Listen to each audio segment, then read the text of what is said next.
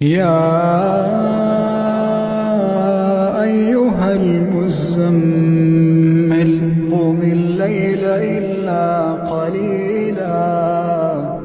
نصفه أو انقص منه قليلا أو زد عليه ورتل القرآن ترتيلا إنا سنلقي عليك قولا ثقيلا إن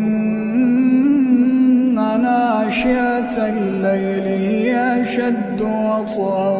وأقوم قيلا إن لك في النهار سبحا طويلا واذكر اسم ربك وتبتل إليه تبتيلا